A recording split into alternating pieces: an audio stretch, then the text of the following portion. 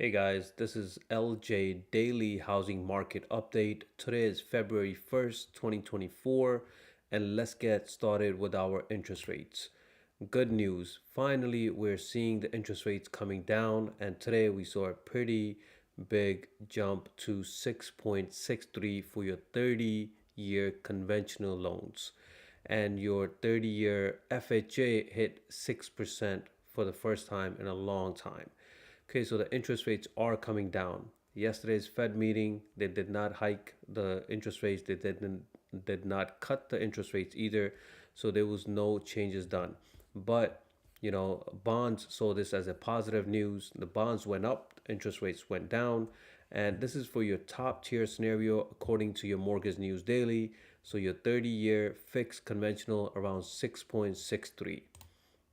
And you guys can look at this 52-year week average as well. That we are, I'm about to show you on this slide here, that according to Freddie Mac, 52-week range was around 6.09 to 7.79 to the highest end.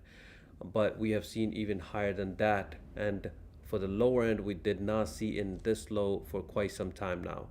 So hopefully the interest rates keep coming down and you guys can afford more property, or even can afford a bigger property that you would want. Okay, so when you're seeing these headlines though, don't think that you can get this interest rate, right? There's many different factors. You may be able to get it, you might not be able to get it, you might be able to get an even better rate, really depending on your scenario. Okay, what really matters, as guys should understand, is what is actually affected by these interest rates. Some of the factors are your credit scores, your home location, your down payment, your loan term, your loan type, your residency, and how many units is going to be. Is it one family or more than that? So all of these things play a role into your interest rates. Your buying power is increasing, as we mentioned earlier. So if we're looking at this scenario here, if you were to get a $500,000 loan with today's interest rate 6.63, you're looking at around $3,200 your monthly payment, your PMI, right? Your PNI, sorry, your principal and interest. So for that person getting $500,000 loan with this mortgage payment at 6.63 versus 7.38, and that's not too far. We had this 7.38 in October, November. We were seeing these interest rates on the regular. So by then, you could only afford $464,000 loan compared to $500,000 loan. That's a $36,000 increase in your buying power. So point of this slide is to show you guys that your buying power is increasing. So you can take some action by calling your loan officer and say, hey, I got this pre-approval a couple of months back. I just want to see what is your interest rates today, and could you tell me how much I qualify in today's interest rates? Okay. Next, guys, we're going to give you two different scenarios for affordability. This is for two separate families. The first one, household income is $100,000. They have down payment of $50,000. They have zero debt. They don't have any debt. We're going to use national averages, and for property taxes, $5,000. Your property insurance, $1,500. With this scenario, this family can afford $550,000 property, and their mortgage monthly mortgage payment will be $3,750. And this is doing it on a debt to income ratio of 45%. You as a buyer want to put this as low as possible. You don't want to burden yourself or paying all your paycheck towards your mortgage. So you want to put this lower, have this low as possible.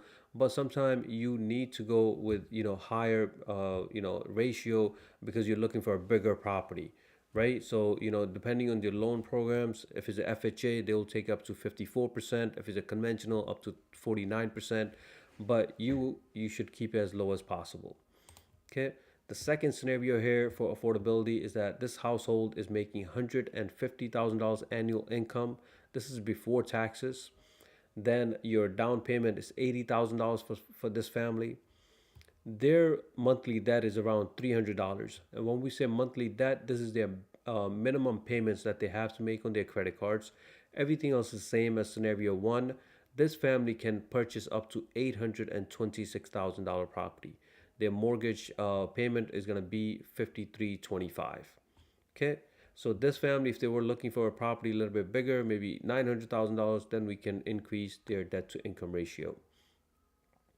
So this same family now that we're using the last scenario, if they start making extra payments towards their mortgage, and I want every one of you guys to start doing this. I don't care how when you had your mortgage, it could be just now or it could be a year or maybe 5 years.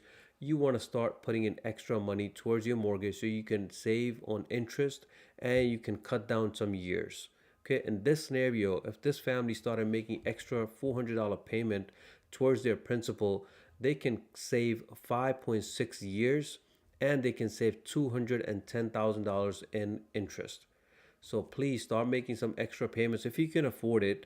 Obviously, it's not mandatory, but it can save you a lot. Okay.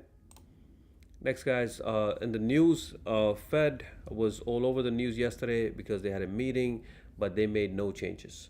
They're saying that we're as professionals in housing market, we're thinking that they will start cutting rates in March on the next meeting. They signal that they might not be doing that. We'll see what happens, but they did not cut any rates as of yesterday.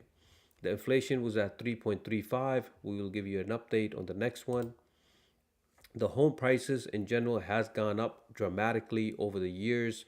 If you think that these prices are going to come down, you have to think again. Why? Because you have your interest rates coming down and it's going to be more competition for you. Okay. And let's talk about a loan program today. And we're going to be talking about Home Ready and Home Possible. These both programs are conventional loan programs powered by Freddie Mac and Fannie Mae. For this, since it's a conventional loan, you need your credit scores to be 620 or more. Your down payment is 3%. You might say, hey, it's lower than your FHA. FHA is asking for 3.5. Yes, Home Ready is asking for only 3%. Okay, it is a conventional. So why would you go with this loan and not your FHA? Obviously, if you can afford, if your credit scores are 620 and you can, your income matters. With FHA, your income does not matter. For this one, your income does matter. So your income must be below 80% of your area medium income. Okay, if that's the case, then you can qualify for this Home Ready program. So it is a conventional program with 3% down payment. Your income must be below 80% of your AMI. Your mortgage insurance, it will go away once you hit 20% equity because this is a conventional loan. On the other hand, if you had an FHA loan, it never goes away. But for this one, it does go away. Since it's backed by Freddie Mac and Fannie Mae, these programs are, they have you take some courses, home ownership courses. It's mandatory that you take this course so you learn about, owning a house. And it can be for your primary and it could be for your rental property. So if it's an investment property, you can still use this. But guess what? If it was an FHA, you had to live there. FHA requires that you live there for 1 year, but not with this program. So if you're interested in learning more about this, reach out to me and I can help you out. Okay, let's look at some new listings on the market. This one just came on the market today. Farmingdale listed for 549, 4 bedrooms, 2 baths. It looks like in a mint condition. So you guys can let us know if you want to see this. The next one is in Elmont, listed for 649, 3 bedrooms, 1 bath. And the last one is in Leviton, listed for over $1 million, 5 bedrooms, 3 baths.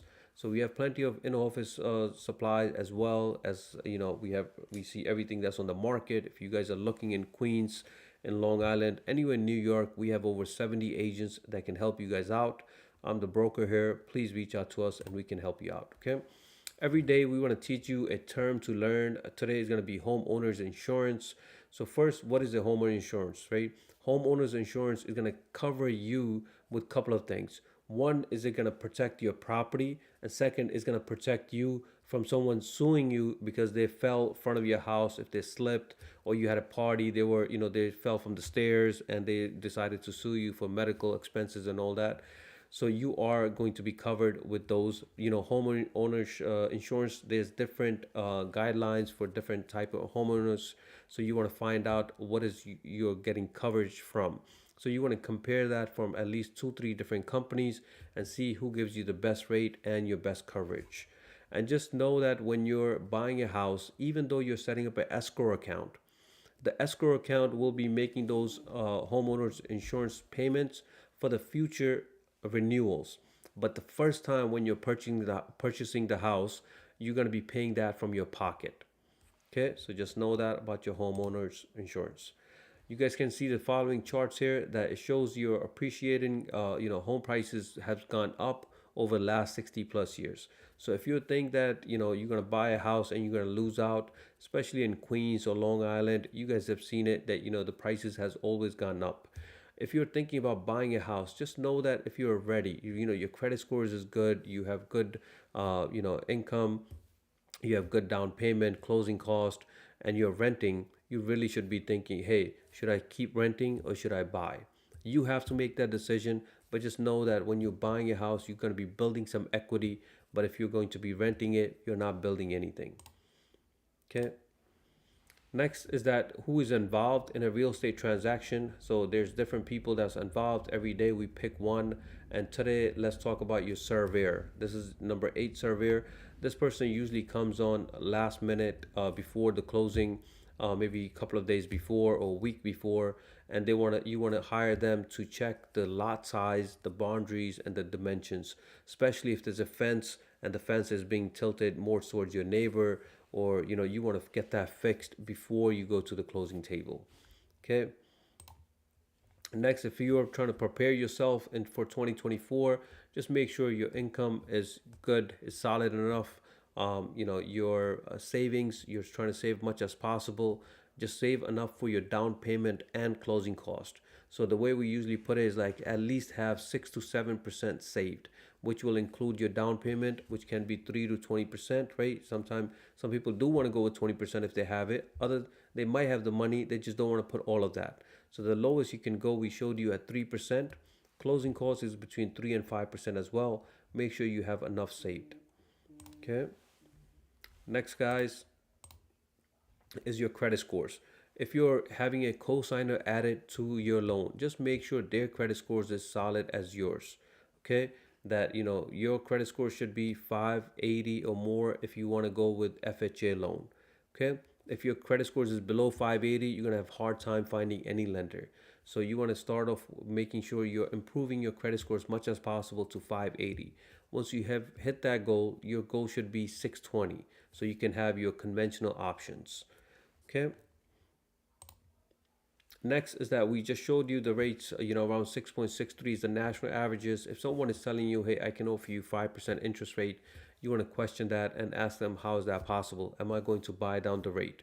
If that is the case, ask them how much is it going to cost me and what is going to save me per month in my monthly mortgage payment.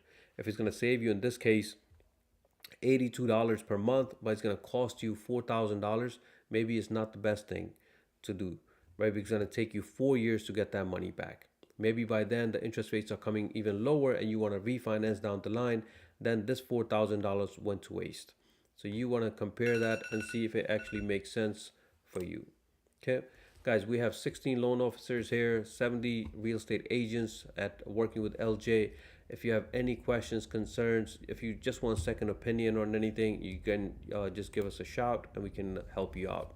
If you're a real estate agent listening to this, guys, check out our commission package structure for our realtors. You can go up to 100% in no time. No office fees, no desk fees. We give you all the tools, all the support, the training that you need. So please check out LJ Realty Team. Okay, that will do it from my end, guys. We want to keep this under 15 minutes. So thank you so much for joining. You guys have a good one.